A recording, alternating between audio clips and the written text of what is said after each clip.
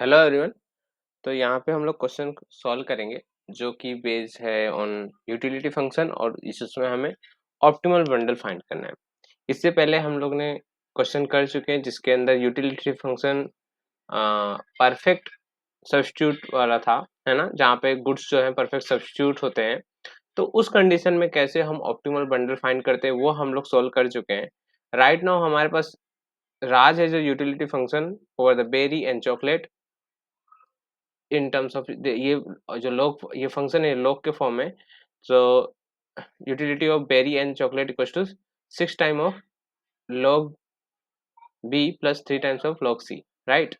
Now the price of berry is pb and price of chocolate is pc and Raj income is m. Okay, now what preference does this utility function represent? तो पहले हमें find करना है कि ये preference कौन सा represent कर रहा है, then we have to find mrs। फिर उसके बाद हमें ऑप्टिमल बंडल फिर फाइंड करना है एंड देन हमें टोटल एक्सपेंडिचर फाइंड करना है ऑन द कितना हम बेरी के ऊपर स्पेंड करें और जितना हम चॉकलेट के ऊपर एक्सपेंड कर रहे हैं out of total income. And then they are providing total income and the price of the both good. Okay, chocolate की और बेरी की। And then we have to find the actual मतलब actual amount में optimal bundle define करना है, जो कि हम कर सकते हैं। जो यहाँ से हम लोग क्वेश्चन नंबर 3 में जो हम लोग P X and P Y मतलब प्राइस और इनकम के फॉर्म में जो फाइंड करेंगे वहाँ पे प्राइस और इनकम ये पुट करेंगे तो हमें न्यूमेरिकल फॉर्म में ऑप्टिमल बंडल मिल जाएंगे, राइट। तो चलो स्टार्ट करते हैं। यहाँ पे क्वेश्चन नंबर फर्स्ट जो है उसमें क्या करना है, पहले तो हमें प्रेफरेंस के बारे में बताना है, ये प्रेफरेंस कैसा है, ठीक है। So if you guys know that कि अगर हम कॉफ डॉगलस फंक्शन को ऐसे लिखें तो और उसका लॉग ट्रांसफॉर्मेशन लेना, लॉग ट्रांसफॉर्मेशन, तो हमें ये फंक्शन मिलता है, हमें ये यूटिलिटी फंक्शन मिलता है अगर इसका हम लोग लॉग ट्रांसफॉर्मेशन ले तो, राइट। तो वहां से हमें ये मिल जाएगा 6 ln b plus 3 ln c। Okay, so ये फंक्शन क्या रिप्रेजेंट कर रहा है, कोप डगलस प्रेफरेंस को ही रिप्रेजेंट कर रहा है। Okay, because as we know that कि लॉग जो क्या होता है वो स्ट्रिक्टली इंक्रीजिंग फंक्शन है, इसीलिए, ठीक है।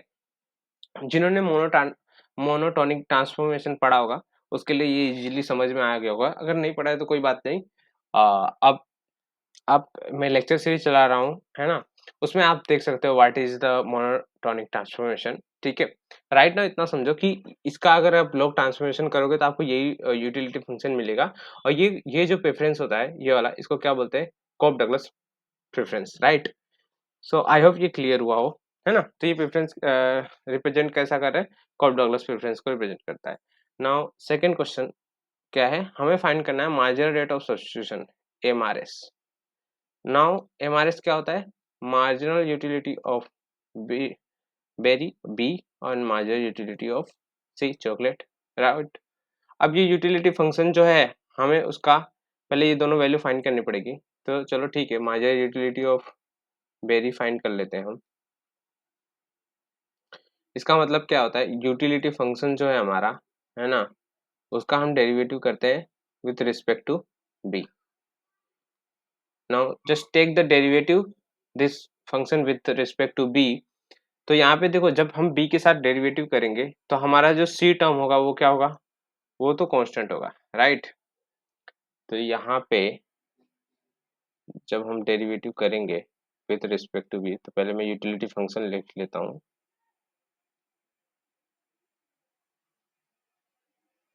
Okay, this is our utility function. Now you guys know that कि जो ये सी है चॉकलेट वाला पार्ट है वो तो कांस्टेंट रहेगा when we are taking derivative with respect to B. And second point ये याद रखो कि derivative of L N X with respect to X जब हम लेते हैं तो हमें क्या मिलता है, 1/x। This is you know basic mathematics, right.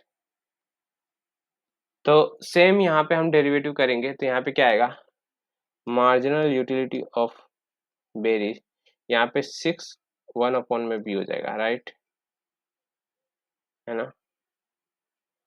Similarly अगर हम marginal utility of chocolate find करेंगे तो वो भी सेम करोगे, यूटिलिटी फंक्शन का आप सी के साथ डेरिवेटिव करोगे और वहाँ पे आप किसको कांस्टेंट रखोगे, इसमें आप बी को कांस्टेंट रखेंगे, बेरी को, राइट, बिकॉज हम चॉकलेट के साथ डेरिवेटिव कर रहे हैं।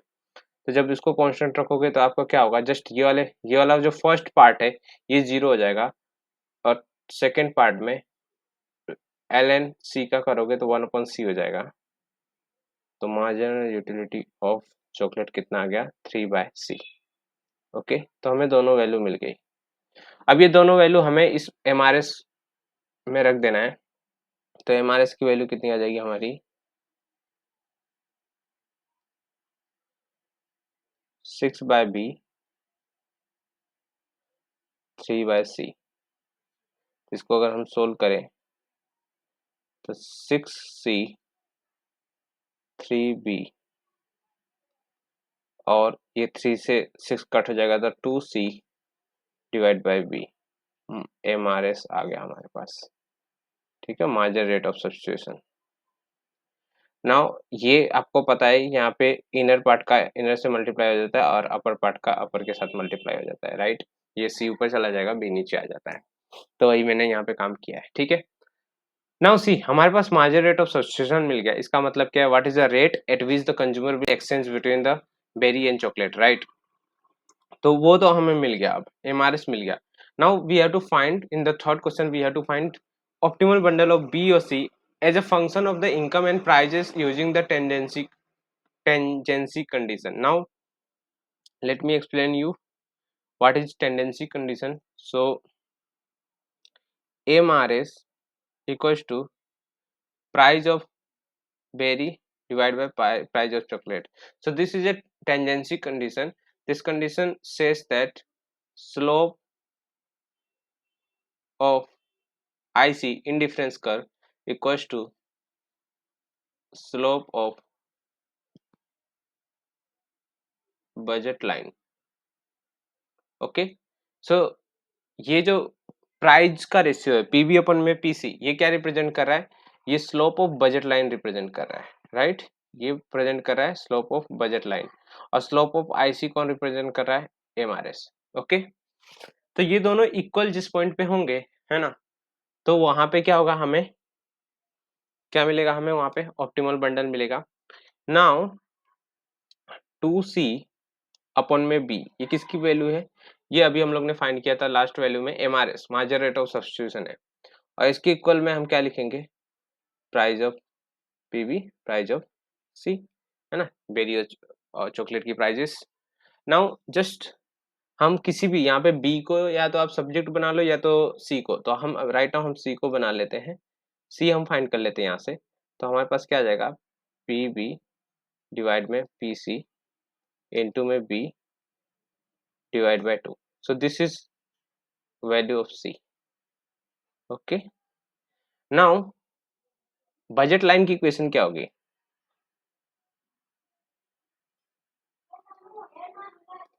We know that budget line क्या होगा, P B into B plus P C dot C equals to income M. Okay, so this is our budget line. इसका मतलब क्या है कि expenditure on the good B और expenditure on the good C, है ना, जितना भी एक्सपेंडिचर कर रहा है गुड ऑन बेरी और expenditure on the chocolate is equal to his total income, right. So यहाँ पे हम यहाँ से ना सी की वैल्यू इसमें बस पुट कर दो,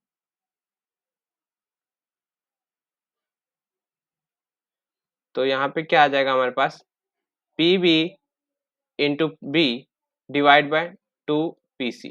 Okay, now this is equal to m. Now we know that this PC and PC would cut. Okay, so we will get PB B plus PB B divided by 2 equals to m. Now just find the value of B from here, solve this equation. So just 2 PBB plus PBB divided by 2 equals to m. Now this would be 3 PB B, just send 2 would be goes this side, so 2m. Okay, so B equals to 2m divided by 3 PB.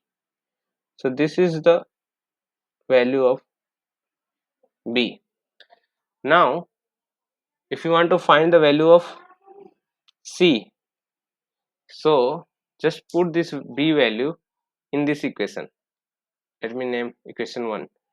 So put the value of B in the equation number, so PB divided by PC into my B into my 2, right? This was the equation of C, as we can see from the equation 1. Now just put the value of B, so PB divided by 2C, 2M, 3PB. Okay, so if you solve this part, PB would cut, and this 2 and 2, so you will get M divided by 3 PC. This should be PC, so PC. So this C star would be this.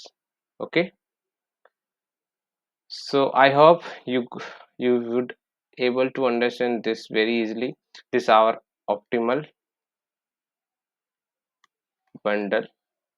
Okay, yeah, optimal choice.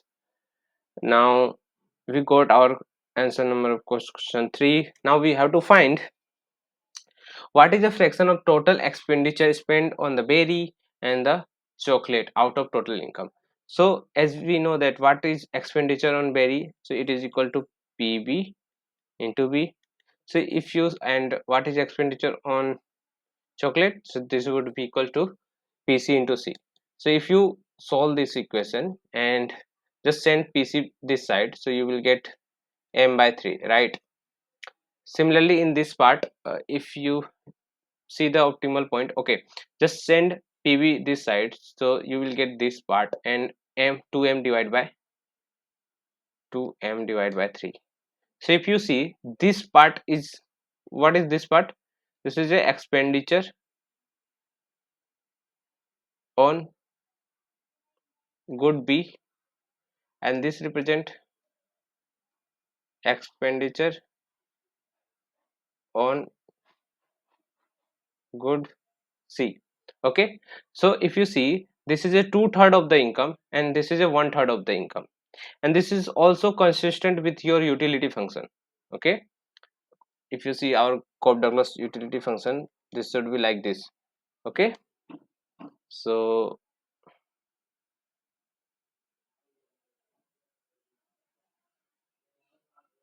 okay, so I think this is the answer of the question number 4. Okay, we got the expenditure on the good B, or this is the expenditure on the good C. Now in the fifth part, what we have to find here, we have to find if the income is 300 rupees and the price of berry is 20 and price of chocolate is 10, then find the numerical value of the optimal bundle. So we can put this numerical value here only. Okay, so let me just solve the question answer number 5 here. So B equals to 2M by 3B, so 2 equals to, this would be 300, and we have to see the what is the value of price of PB. So price of PB, price of berry is 20 and price of chocolate is 10, so 20. So just put 20, so you will cut 2 to 2, 0 to 2 0, so you will get 15 amount of this. Now see the C star M 3PC, this equals to 300, and PC equals to, that was I think 10, so if you cut, so you will get 10 unit.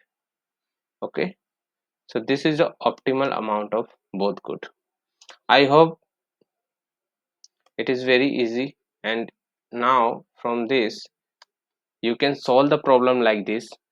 So whenever you have either it is a Cobb-Douglas production function and log function, you can solve the problem of finding optimal bundle with this method. Okay, and this would like help you in the finding the optimal bundle. Okay, and this kind of the question would help you in the exam because such questions asked in the exam. Okay,